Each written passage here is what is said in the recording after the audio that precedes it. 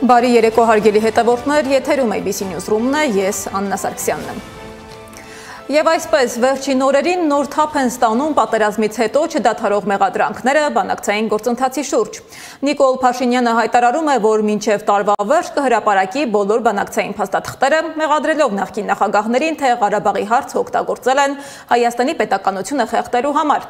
Իսկ Ռոբերտ Քոչարյանն ու Սերժ Սարգսյանը իրենց հերթին պնդում են, որ պատերազմը եղել է հենց այս իշխանության քաղաքականության արդյունքը։ Այսպիսով Լեռնային Ղարաբաղի հարցը նորից դարձել է ներքաղաքական պայքարի առանցք։ Հայաստանի ներկա ու նախկին ղեկավարների հերավար բանավեճին հետևել է Սեդա Մակարյանը։ Որ ներպարտության պատճառը եւ ով է կորցրել հաղթանակը։ Նոյեմբերի 9-ի 5-րդ տարելիցի նախաշեմին Արցախի հարցը դարձյալ վերածվեց քաղաքական բանավեճի։ Հայաստանի երկրորդ եւ երրորդ նախագահները ներկա իշխանությանն են մեղադրում Արցախի կորստի, պատերազմում պարտության եւ երկրի ներկավիճակի համար։ 2020-ի պատերազմի, դրա պատճառների ու պարտության մասին առաջինը խոսեց Սերժ Սարգսյանը։ Մենք խոսում էինք այն մասին, որ կա նոր փաստաթուղթ, իսկ իրենք ասում էին չկա։ Չկա, բայց արտգործնախարարը գնում էր հանդիպումների։ Չկա, բայց մենք տեղեկություններ էինք ստանում, որ կա այդպիսի փաստաթուղթ։ Ես օրինակ Արցախի հանրապետության ղեկավարությանը ասել եմ, որ կա այդպիսի փաստաթուղթ եւ խնդրում եմ գնացեք այդ կառավարիչի մոտ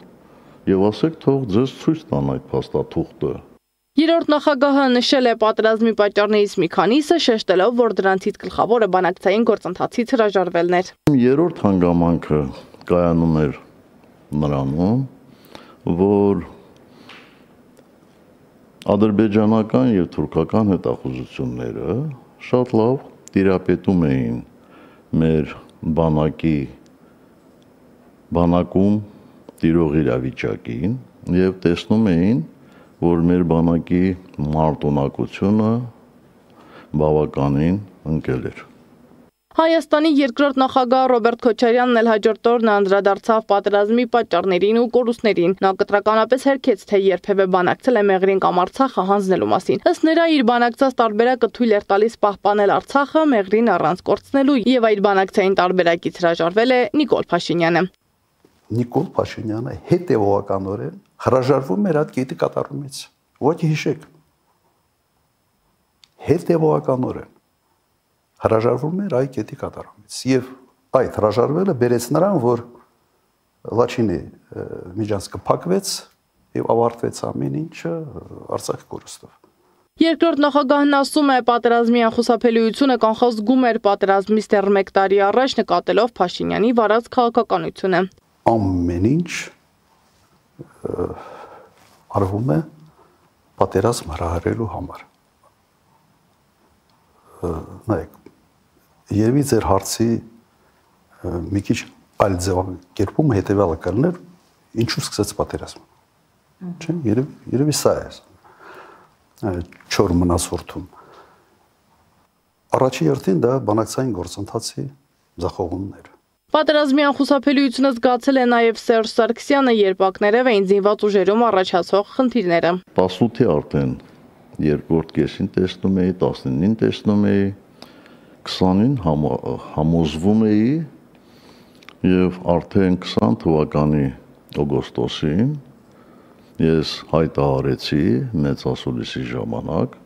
որ ռազմական գործողությունները շատ են մոտեցել։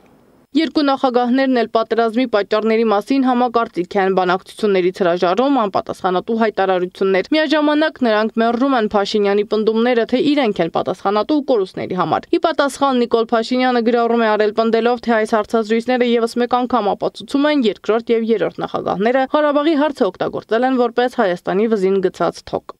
ՔՌԻ եւ ՍՍ-ի վերջին օրերի հայտարարությունները վերահաստատում են այն, որ Ղարաբաղի հարցը հայտնի ուժերի ձեռքին եղել է թոք Հայաստանի Հանրապետությունը մոտակա ծառից կապելու համար։ Ժողովուրդների իրավունքները, պատմական արդարությունը եւ նման եզրույթները եղել են ընդամենը հիմնական նպատակը ծխածածկելու համար։ Փաշինյանը նաեւ հայտնել է, որ մինչեւ տարեվերջ հրապարակելու է նախագահների բանակցած փաստաթղթերը ու ընդգծել, որ Արցախի հայությունը պետք է, ինչպես ինքն է ասում, տնավորվի Հայաստանում։ Երկրորդ եւ երրորդ նախագահները սակայն վստահեցրել են, որ պատերազմի օրերին փորձել են աջակցել Արցախի իշխանությանը, սակայն ըստ Քոչարյանի այդ օգնությունից հրաժարվել է այն ժամանակվա նախագահ Արայիկ Հարությունյանը։ Ամեն օր Արկադի Ղուկասյանի եւ Բակո Սահակյանի միջոցով փորձում էի հորդորել Արայիկ Հարությունյանին, որ անեն ամեն ինչ պատերազմը կանգնեցնելու համար։ Ակնհայտ էր, որ մենք պարտվում ենք։ Ինքը հակված չէր, թե ինչն էր։ Չէր կարողանում կապի դուրս գալ։ Չէ, կապը իրենց մոտ օրը մի քանի անգամ էր, նույնիսկ ես առաջարկեցի այն ժամանակ հանդիպենք նախկին նախագահներով եւ ներկա նախագահով, թեկուզ Արայիկ Հարությունյանի նկատմամբ ին վերաբերմունքս հայտնի է։ Ինքը չպետք է հայտնվեր այնտեղ նախագահի պաշտոնում։ Բայց այնուամենայնիվ ես ինքս գնացի, ես ինքս դա առաջարկեցի եւ ես ունեի կոնկրետ պլան։ Թե Քոչարյանը, թե Սարգսյանը հայտարարում են, որ խաղաղության կողմնակից են, սակայն տարբեր պատկերացումներ ունեն դրան հասնելու ճանապարհի մասին։ Նրանք չեն հավատում այն խաղաղությանը, որի մասին խոսում է Փաշինյանը։ Այ առաջի հերթին պետք է զբաղվել լուրջ բանակով։ Պետք է ամրացնել Հայաստանի անվտանգությունը եւ ոչ թե նրա համար, որ պատերազմենք, հենց նրա համար, որ չպատերազմենք։ Այսպիսով Արցախի հարցը շարունակում է մնալ քաղաքական վեճերի առանցքում, երկրորդ եւ երրորդ նախագահների պնդումները գրեթե նույնն են, իսկ Փաշինյանը շարունակում է պնդել, նախկիններն են մեղավոր։ Սեդամակարյան, Գեգամ Ղազարյան, ABC Media։ Մինչ Փաշինյանը խոստանում է մինչև տարեվերջ հրապարակել բանակցային փաստաթղթերը, մեկ այլ զգայուն թեմա նորից հայտնվել է քաղաքական օրակարգի կենտրոնում՝ անկլավների հարցը։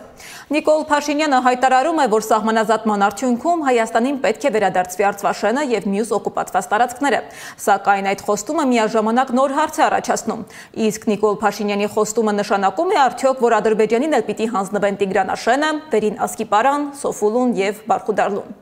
Ըստ Ազատություն ռադիոկայանի ազգային ժողովի արտաքին հարաբերությունների հանձնաժողովի անդամ Հասմիկ Հակոբյանն արդեն հստակ ազդակ է տվել եւ հայտարարել, որ եթե փաստաթղթերով հիմնավորվի, որ այսինչ տարածքը Հայաստանինը չէ, մենք այդ տարածքներից պատրաստ ենք դուրս գալ եւ պահանջատեր ենք բոլոր այն տարածքների համար, որոնք Հայաստանի սուվերեն տարածքներն են, ասել է падգամավորը Ազատություն ռադիոկայանին։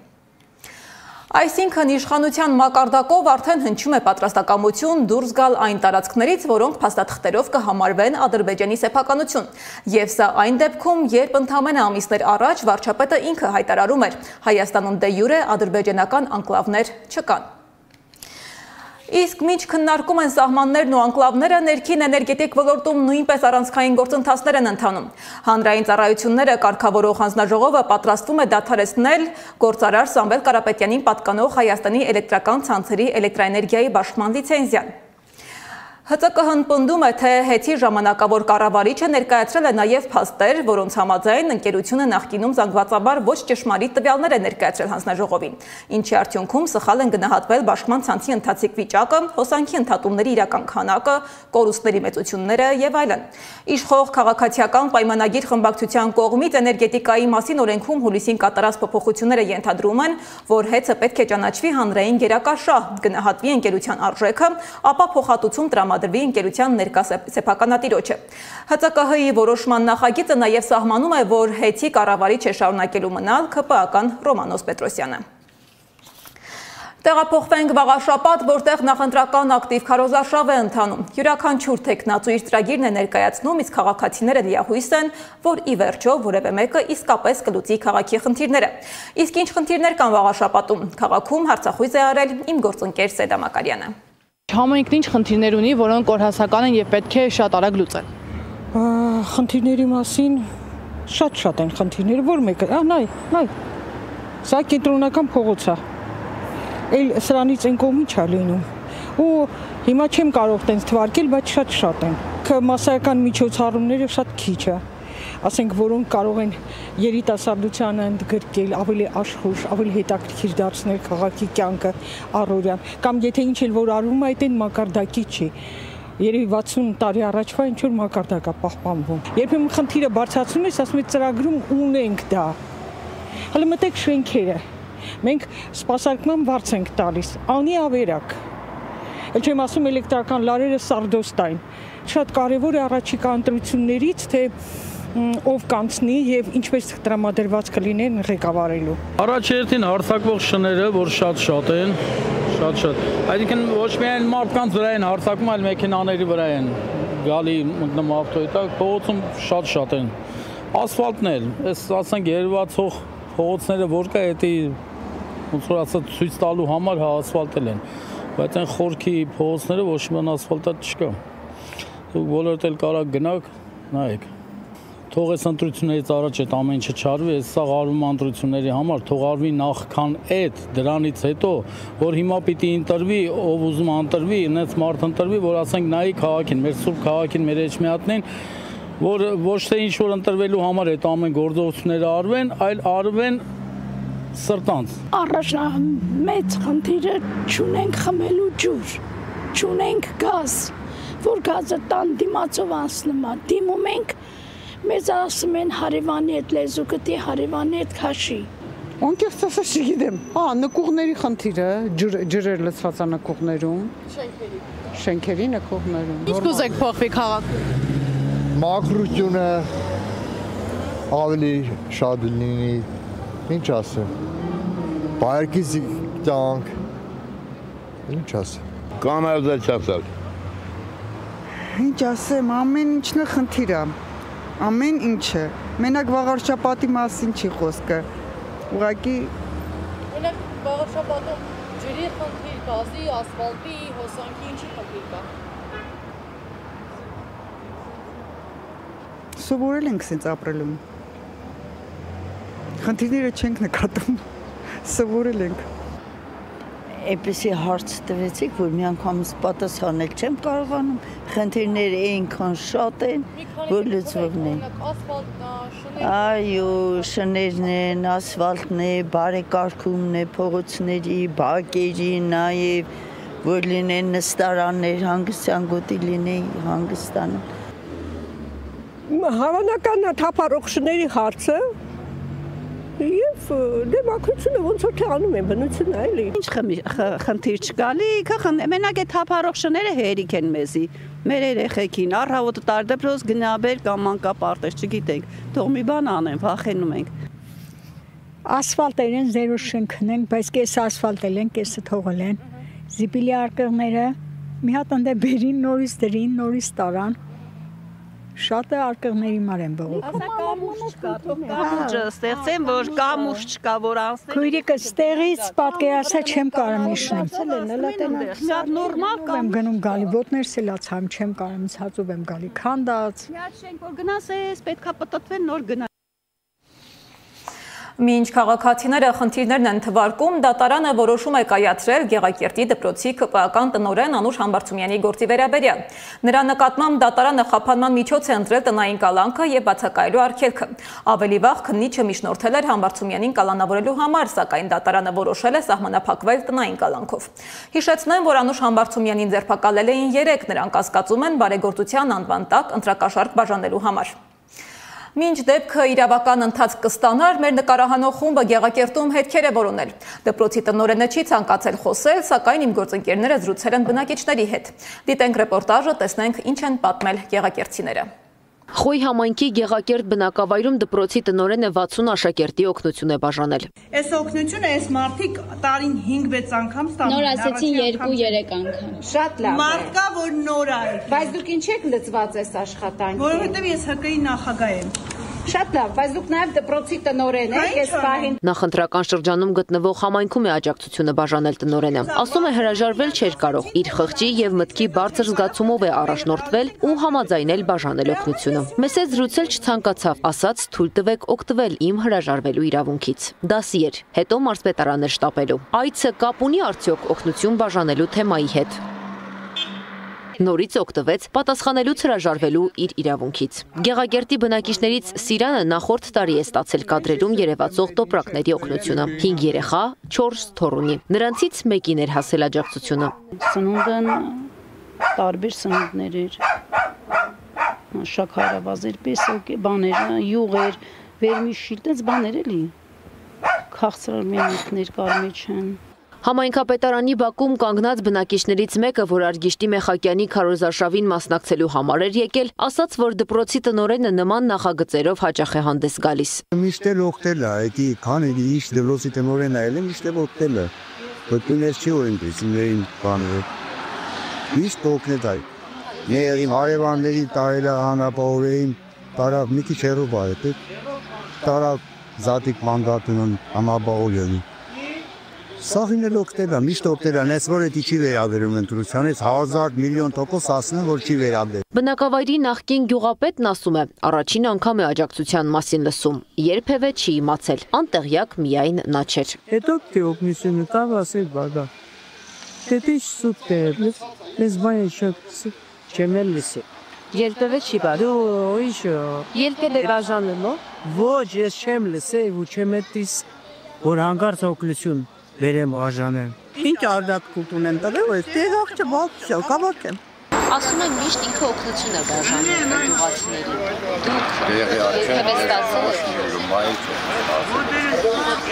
Նախընտրական փուլում գտնվող Գեղակերտում եւս այդ աջակցության մասին անտեղյակ էին։ Համայնքի ղեկավարի տեղակալից հաջողվեց պարզել միայն, որ ղեկավարն արձակուրդում է վաղաշաբաթի ավականու նախընտրական փուլից մինչև ավարտը արձակուրդում է լինելու։ Ակտիվ մասնակցում է ԿՊԱ-ական թեկնածուի քարոզարշավին։ Փոխարենը համայնքապետարանից տեղյակ չէին համայնքում ով է աջակցություն բաժանում, ովքեր են ներառված շահառուների խմբում, ինչու են նախընտրական փուլում գտնվող բնակավայրում որևէ մեկի տանը աջակցություն բաժանում։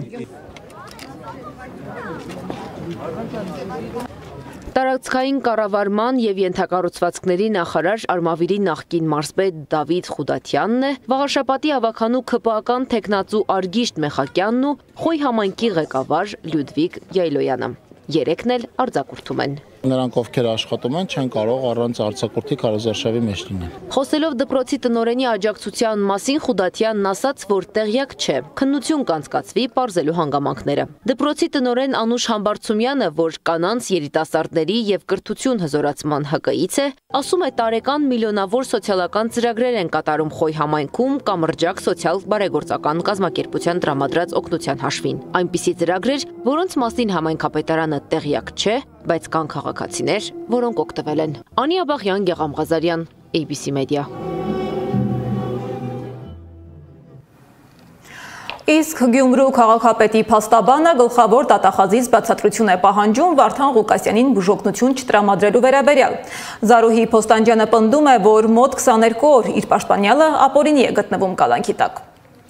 Իսկ Գյումրու համայնքապետարանը դիմել է Հայաստանում, Միացյալ Նահանգների, Ռուսաստանի եւ Եվրամիության դեսպաններին, խնդրելով միջնորդել համապատասխան պետական եւ իրավասու մարմիններին, որպեսզի թույլ տան բժիշկներին այցելել Ղուկասյանին եւ տրամադրեն անհրաժեշտ բուժօգնությունը ըստ միջազգային մարդասիրական նորմերի եւ մարդու իրավունքների պաշտպանության չափանիշների։ Այս ընթացքում համայնքապետի առողջական վիճակը նկատելիորեն վատթարացել է, նա ունի լուրջ քրոնիկ հիվանդություններ, որոնք պահանջում են շարունակական մասնագիտական հսկողություն եւ բուժում։ Անհրաժեշտ մասնագիտական օգնության բացակայությունը փաստացի վտանգում է նրա կյանքն ու առողջությունը։ Հարկ է ընդգծել, որ այս վիճակը ուղիղ համընկնում է վարչապետի հրապարակային հայտարարության հետ, որտեղ վերջինս նշել էր, որ համայնքապետը պետք է դուրս շպրտվի քաղաքական եւ հասարակական կյանքից։ Դրանից հետո արձանագրված զարգացումները ներառյալ բժշկական օգնության սահմանափակումը ըստ էության համընկնում են այդ հայտարարության բովանդակության հետ, առաջ բերելով իրավական, հումանիտար եւ մարդու իրավունքների պաշտպանության լուրջ խախտումներ։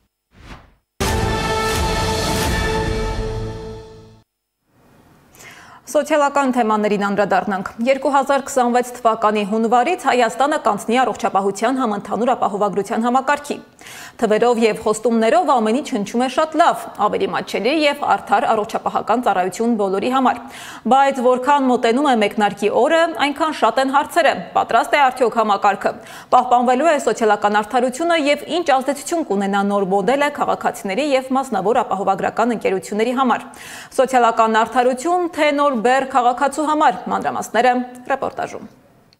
2026 թվականի հունվարից Հայաստանում կսկսվի առողջապահության համընդհանուր ապահովագրության ներդրումը 3 փուլով։ Քննարկումներն արդեն սկսվել են։ Առողջապահության ապահովագրություն ունենալը խոստումնալից է թվում, բայց բազմաթիվ հարցեր դեռ անպատասխան են։ Առաջին մտահոգությունը վճարվելիք գումարի արդարացված լինելն է։ 2026 թվականից համակարգին կմիանան 200,000 դրամից ավելի աշխատավարձ ստացող քաղաքացիները։ Փաթեթի արժեքը տարեկան 129,600 դրամ է։ Վճարում կիրառումը լինելու է ամսական։ Առողջապահության նախարար Անահիտ Ավանեսյանը վստահեցնում է, որ պետությունը մեղմելու է վճարման բեռը։ Զինապահ հիմնադրամին մեր կողմից ուղղվող միջոցները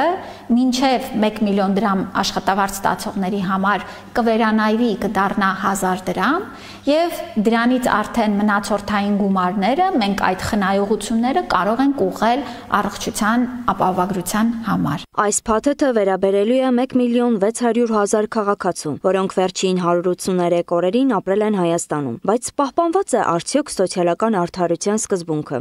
Միջին եկամուտ ունեցող մարդկանց վրա է բեռը կենտրոնացած, ավելի բարձր եկամուտներ ունեցող շահառուների խումբը շատ ավելի թեթև հպանցիկ է այս խնդիրը զգալու ֆինանսական առումով։ Առողջապահության կազմակերպիչ Սամվել Սողոմոնյանը նշում է, ծրագիրը դեռևս ամբողջությամբ հստակեցված չէ, չկա փաստաթղթային ձևակերպում, իսկ գործնական մեխանիզմները մշուշոտ են։ Մինչ այս պահը ոչ ապահովագրության մասին օրենքը կա, այսինքն օրենսդրական հիմքը այդ համակարգի ներդրման գոյություն չունի։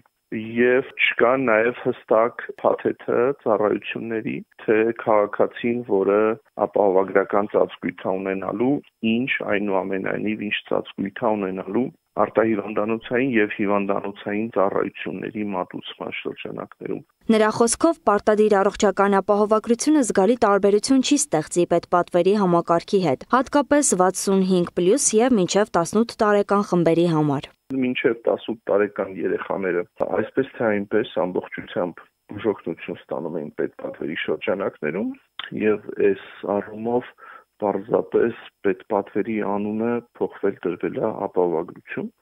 Կրկնեմ, նորից ծավալները հայտնի չեն։ Իրավապաշտպան Ծաղիկ Վարդանյանը նշում է, ապահովագրական համակարգը տեսականորեն կարող է բարելավել ծառայությունների որակը, սակայն գործնականում առողջապահական համակարգը դեռ պատրաստ չէ։ Եթե պատրաստ լիներ, ասում է նա, կառավարությունը 143 միլիոն եվրո վարկ չէր վերցնի համակարգը կարգավորելու համար։ Առաջինը օրենսդրական դաշտը պետք է կարգավորել։ Մինչև չլինեն գրված փաստաթղթեր, մենք չենք կարող որևէ բան անել։ Մեկ այլ հարց է առաջանում, եթե քաղաքացին օգտվում է արդեն մասնավոր ապահովագրական ընկերություններից, ապա իր վրա ևս տարածվում է այս ծրագիրը։ Իրենք այսպես են ասում, որ դուք պարտադիր պետքա ունենան աշխատող քաղաքացիները, որոնք 200,000 եւ ավել են ստանում ապահովագրություն, պարտադիր, համապարփակ, պետական ապահովագրությունը,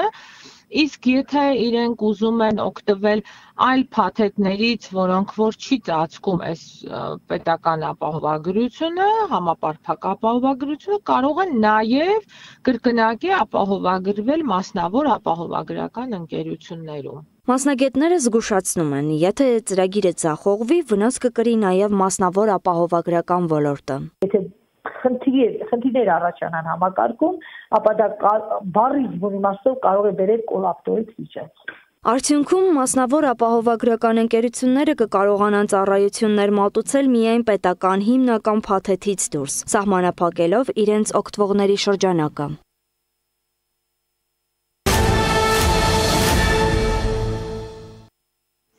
Միջազգային անցուդարձի մասին։ Ֆրանսիայի նախկին նախագահ Նիկոլա Սարկոզին ազատ կարձակվի բանտից, բայց կգտնվի հսկողության ներքո։ Փարիզի վերաքննիչ դատարանը Սարկոզիի նախնական կալանքն անհիմն է ճանաչել։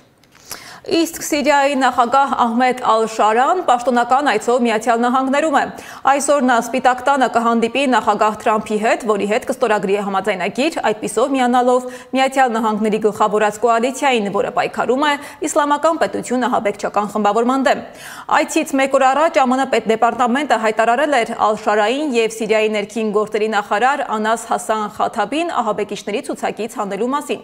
Մինչ Թրամփի հետ հանդիպումը Ալ-Շարան բասկետբոլ է խաղացել ԱՄՆ կենտրոնական հրամանատարության ղեկավար Բրեդ Կուպերի եւ Իրաքում գործող հակաահաբեկչական կոալիցիայի հրամանատար Քևին Լամբերթի հետ։ Իսկ Վրաստանն ու Ադրբեջանը ստեղծում են առևտրային գործընկերության կարևոր ուղի։ Միջին միջանցք նախաձեռնությունը կարող է շատ կարևոր դեր խաղալ տարբեր երկրների միջև տնտեսական գործընկերության եւ առևտրային հարաբերությունների զարգացման գործում, ասել է Վրաստանի վարչապետ Իրակլի Կոբախիձեն Չինաստանի կենտրոնական հեռուստատեսության հետ հարցազրույցում։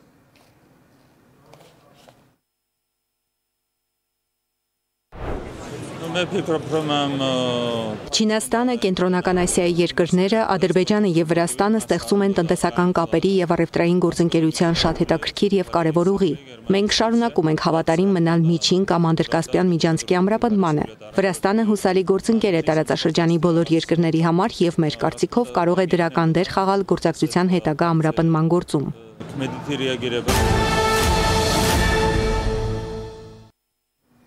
Եվ վերջում Ֆրանսիայից Միացյալ Նահանգներ և Արգենտինա։ Խաչիկ Տեր-Ղուկասյանի ճանապարհը անցել է սահմաններից և մայրցամաքներից այն կողմ, սկսած դեռ իր ընտանիքի գաղթից։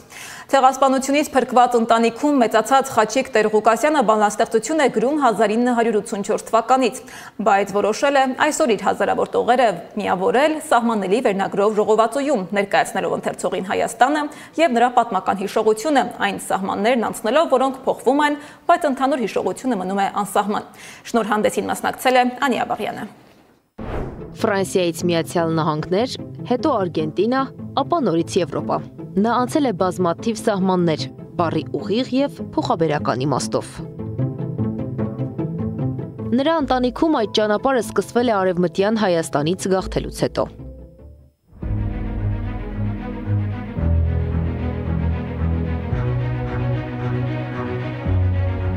Ցեղասպանությունից փրկված ընտանիքում մեծացած Խաչիկ Տեր-Ղուկասյանը բանաստեղծություններ է գրում 1984 թվականից։ Եվ ահա նրա ժողովածուն վերջապես հասել է ընթերցողին։ Արևմտահայերեն են ստեղծագործությունները, դասական ուղղագրությամբ, առանձնահատուկ ուրախությամբ նշում է Ռուզաննա Առաքելյանը։ Ինքը ունի հավատամք, եւ այդ հավատամքը ազնվությունն է։ Ինքը ազնիվ է իր տողերի մեջ, իր զգացումների մեջ, եւ դա հրաշալիորեն փոխանցում է ընթերցողներին։ Բանաստեղծությունների ժողովածուն Խաչիկ Տեր-Ղուկասյանը գրում է 20 տարեկանից, հիմա 62 տարեկան է։ Տիրապետում է 5 լեզվի, բայց իր մտքերը շարունակում է ձևակերպել մայր լեզվով, թղթին հանձնելով կյանքի տարբեր ժամանակների ապրումները։ Բանաստեղծությունը ինչպես կյանքը հոսք մնի։ Հիմա կան բանաստեղծություններ, որոնք հանքրվաններ կնշեն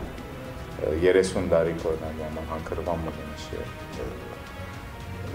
Շատ հավանաբար այն բանաստեղծությունները, որոնք կվերապերին Բեյրութեն դուրս գալու